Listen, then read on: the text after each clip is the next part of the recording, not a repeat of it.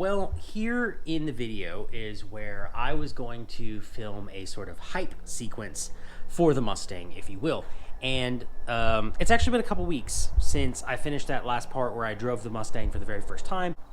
I went to take it for a drive on my birthday around the neighborhood, let it get nice and warm, and then pulling back out onto the main road to my house, which my neighborhood's all sealed off. These are private roads. Car's registered anyway, so it doesn't matter. But anyways, pulling back out on the main road back to my house, I gave it about a half piss. Not full piss, just about half piss. And it started to spin a little bit. And I thought, yeah, it always spins in first and second. Even with the automatic, that was normal. But then it hopped. And it hopped 2 or 3 times. And, well, that happened. Well, not sure if you can see what happened there. So I'll see if I can pull the camera off and get a little closer. But this is what I get for trusting an old rubber. So here is the, hang on, the right side motor mount. I don't know if you can see it underneath the oil pump. Anyways, is completely separated. It's snapped in half, or the left side motor mount, I should say, is completely separated and snapped in half. And then the right side motor mount is broken down as well. So somehow, in my giving it the beans just a little bit, the wheel hop, I think, just sort of loaded up the drive line just a little bit, and that, with it being now direct drive and not through a torque converter, instead of having any sort of isolation there, it was all put directly into the engine, and it snapped both the motor mounts, which I'm sure are, I mean, I built the car 10 years ago, so they're at least 10 years old, but I don't think I bought new ones. I think my dad bought used ones, so there you go. Am I surprised they failed? No. Am I bothered? Am I pissed? Yes, because now I need to get a hoist on this thing and try to get it into place. I bought the upgraded ones. I'll show those here in a minute. They haven't come in yet, so that'll probably be tomorrow or the next day. Also, the radiator fan got into the upper radiator hose just a little bit and cut it, so now I need a new upper radiator hose. It all sucks. But while the engine is laying over here on its side with lots of access, I'm going to go ahead and get the oil filter adapter. I'll show you what that looks like when I get this in here. This is the wrong cinder. This is for a light, and I have a gauge. I made that mistake many, many years ago when I was a kid and never fixed it.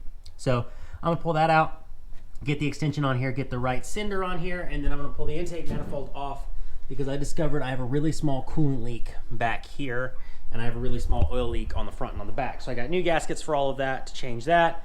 This is not how I wanted to spend my morning, but it is what it is. So I'm going to do all that, and I'll get back with you guys shortly. I have the intake manifold off. This is the underside of it. It's just a Performer RPM, but there you go. There's the underside of it.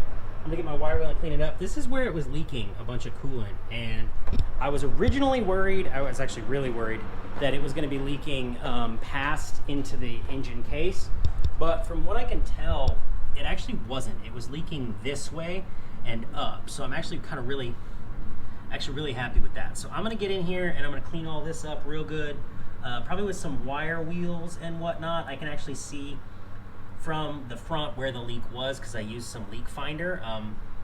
So that's good stuff. I'll get these ports cleaned up a little bit as best I can. I'll get this back cleaned up as best as I can. Get that all wiped out so that it's not dirty. I've got some brake clean, some carb cleaner, some different stuff to sort of clean it all up. But this is just going to be a series of wire wheels and abrasive wheels to get this nice and polished and clean again. 2,000 years later. Though, but that coming apart of the motor mounts was literally 3 weeks ago, and I got wrapped up with school and busy, and I didn't have a chance to fix them. But here are the very, very beautiful Ron Morris, I think they are Ron Morrison adjustable motor mounts. I've already got the transmission adjusted where I want it, so all I have to do is bolt these in. I'm going to put the engine hoist, take the pressure off, see if I can break them loose from underneath. I will put them in, and then I'm just going to show you what they look like put in. I know it's really hard to get the camera in here, especially with the microphone and everything on it. It's really hard to get the camera underneath the car and try to film these kinds of things while I do them, and it takes up a lot of space on the iPad when I'm trying to upload the video, and it would stretch the video out to 15, 20, 30 minutes, and people don't stick around for a video that long. So I will get these in here. I'll show you the old ones, and then I'll show you what the new ones look like. So here are the old ones. This is the lower, the Ron Morris replaced this. And this is the upper. You can see where the rubber just completely tore off of there. I might make a little skip for that. I don't know. So if you need some lowers, if you're these are still good. If you're changing from a straight 6 Mustang to a V8 Mustang, I have a set of lower motor mounts. Like I said, those are good. It's just a bracket of metal. So you can see it down in there. I've got the new one on this side. I'll show it a little bit better tomorrow. Got the new one on this side as well. You can see it down right in there. And I will say this, it was easier to put the new motor mounts in because the Ron Morris motor mounts are like 5 or 6 machined pieces. So they go in pieces. And it was actually harder to get the old one out because it's 3 big chunks instead of 6 small pieces.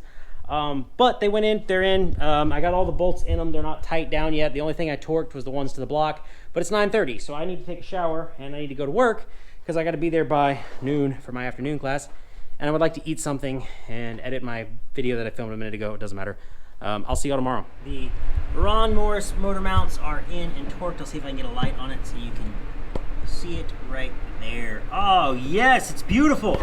Anyways, those are really high quality. Those are really, really high quality. But I want to take you inside the car for a minute, and I want to show you something inside the car. You will have to pardon the angle. But what I was doing, this is a shifter off of a Fox body, and what I was doing is I was just reaching up and grabbing this by the threads. It's really nasty. I don't like it. So it's time to take this out.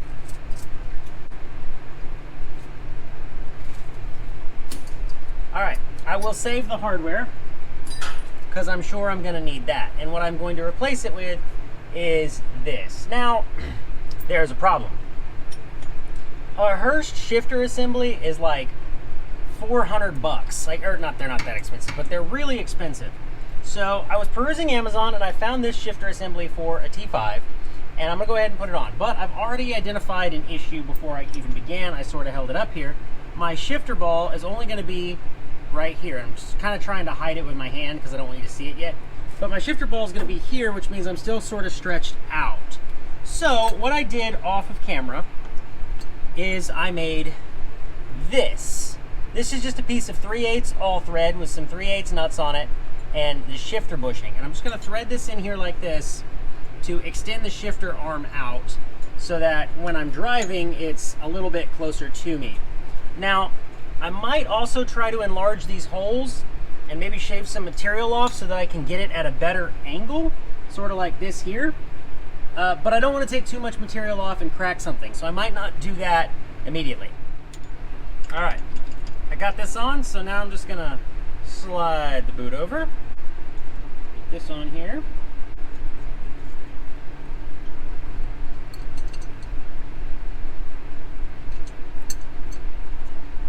Shift ball time.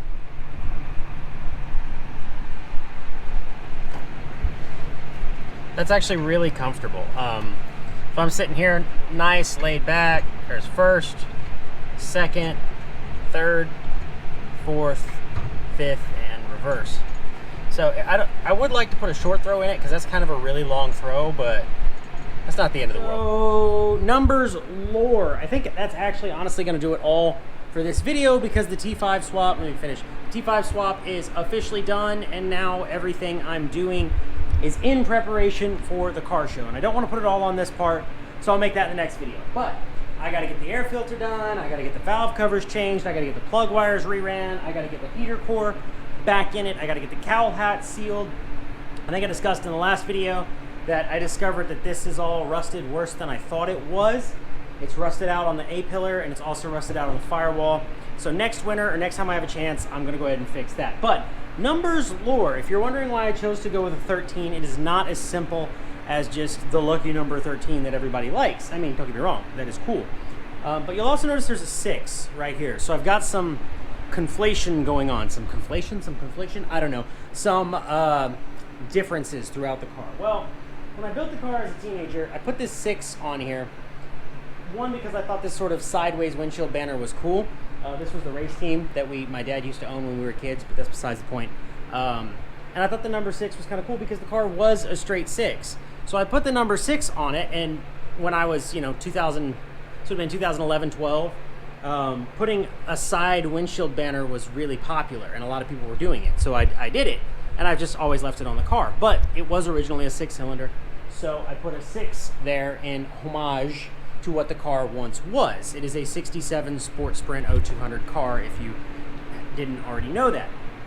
As far as the shifter ball, and why I chose to go with a 13 on my shifter ball, is because that's actually the number that I used to race motocross under at one point. I was always number 7 or number 17, and one time they were both taken at a race, so I raced under the number 13.